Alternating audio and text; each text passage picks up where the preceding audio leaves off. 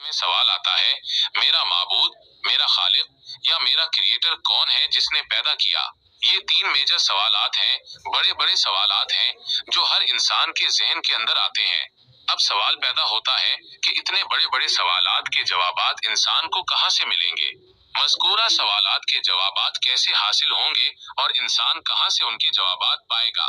तो फरमाते हैं कि मज़कूरा सवालों के जवाब इसको हासिल होंगे इल्म से। कैसे हासिल होंगे? इल्म से। इसलिए कि अगर इसके पास इल्म नहीं है तो जाहिर सी बात है कि इल्म के बगैर किसी भी सवाल का जवाब मिल सकता नहीं है। सवाल पैदा होता है कि सोर्सेज ऑफ नॉलेज, इल्म के जराए क्या हैं। किन जराए से इंसान को इल्म हासिल होता है? तो इंसान को इल्म हासिल होता है तीन चीजों से। तीन तरह से इंसान को इल्म हासिल होता है। हवा से खमसा से, जिसको फाइव सेंसेस कहते हैं, यानी देखने से, सुनने से, छूने से। गर्म है या ठंडा है इंसान को पता चलता है। इसी तरीके से चखने से, मीठा है या खटा है, और सूंघने से, खुशबू है या बदबू है।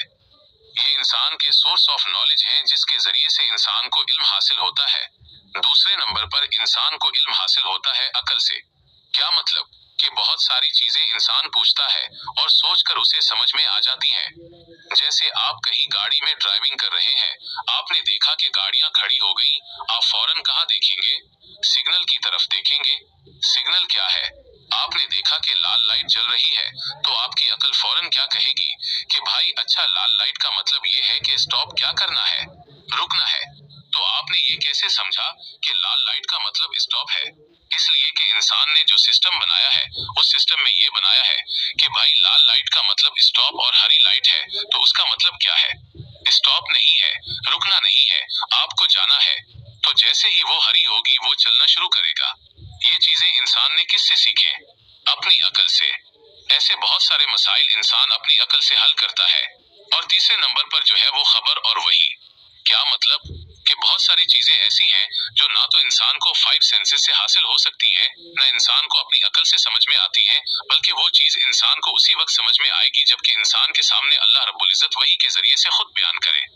जब अल्लाह वही के जरिए से खुद बयान करे तब जाकर वो इंसान को समझ में आएगी।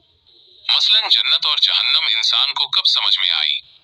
जब कुरान और हदीस में उसका तज़किरा आया। आज बहुत कम हैं ऐसे लोग जो अपने आप को एक्स मुसलमान कहते हैं, उसमें भी धोखा होता है। बहुत सारे तो मुसलमान ही नहीं होते और अपने आप को एक्स मुसलमान कहते हैं, और कुछ होते भी ऐसे हैं।